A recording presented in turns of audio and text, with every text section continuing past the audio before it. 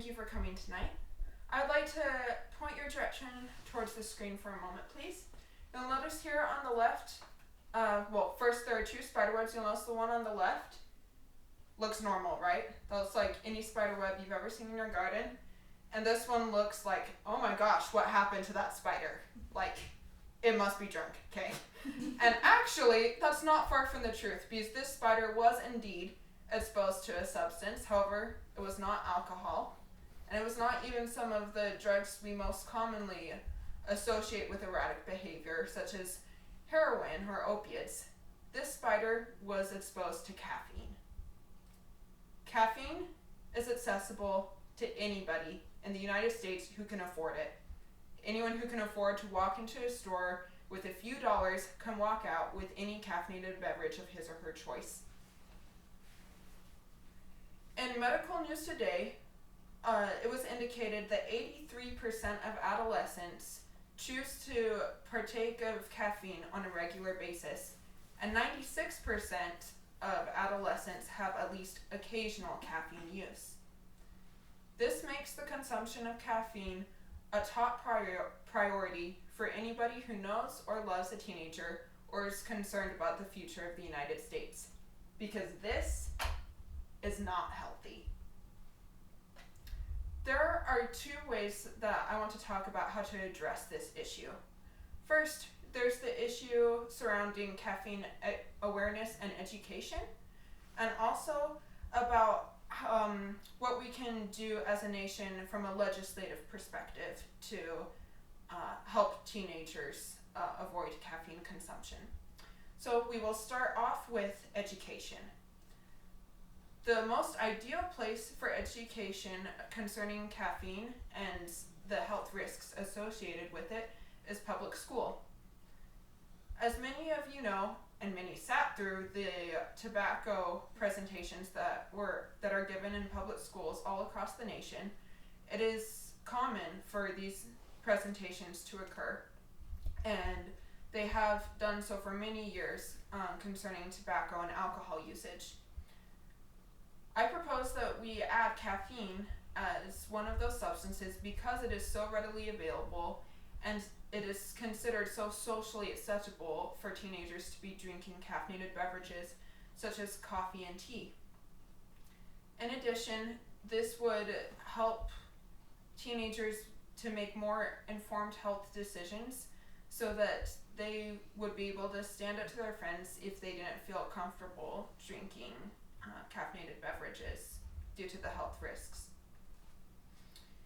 There's another way that we can address education with caffeinated beverages, and that is through social media. Common Sense Media reports that teenagers spend roughly 9 hours a day consuming media at different shapes and sizes. A good portion of that time is spent on social media platforms such as Facebook and Twitter. By choosing to use these sources to spread the word about the risks associated with caffeine, we as a nation can do more to protect teenagers from the effects of negative caffeine usage.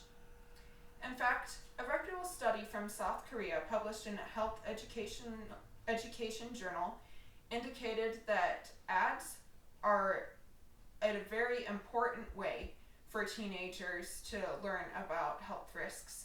In this study, teenagers were showed a variety of different ads, including some with anti-caffeine messages.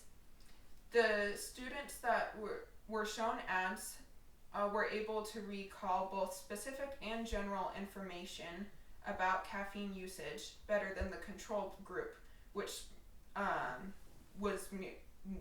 merely read a few paragraphs about the subject.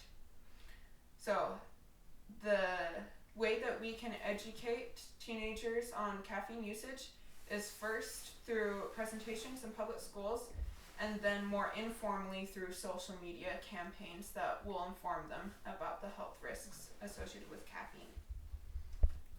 There's another prong to my message today, and that concerns legislation. We need to limit the accessibility that teenagers have to dangerous substances. It is readily acknowledged and indeed upheld in our law that you have to be a certain age to do certain things. For example, we have to be 21 in order to purchase alcohol, 18 to purchase tobacco. We have to be 17 to enlist in the military, 16 to drive. These are readily accepted, and therefore as a society we must accept that to a certain extent we use age as an indication of maturation. I propose that teenagers who are currently consuming caffeine do not have the maturity to make informed decisions, and therefore they should not be legally permitted to purchase substances with high caffeine concentrations, such as coffee and energy drinks. There is, of course, another way that legislation can combat underage consumption. Well, I don't want to say underage, minors choosing to consume caffeine, and that's through taxation. In Washington state, we have a liquor tax of 20.5%. If we were to impose this tax on caffeinated beverages, it would vastly discourage teenage consumption simply because the price point would be high for that market. By choosing to take that approach, we can meet in a middle ground to start out with before choosing to limit the age that you have to be in order to purchase such products. So, to review, we need to protect teenagers, both from themselves and from caffeine. The simplest way to do that is to first educate them on the health risks that are associated with caffeine consumption, and then to provide appropriate legislative measures to assist them in making the best choices that they can make associated with caffeine consumption. So, I really appreciate you coming and listening to my speech tonight. I'd like to invite each of you to help change our society by choosing to, on a social media platform of your choice, to share a message associated with caffeine and the dangers that caffeine can pose to teenagers. Thank you.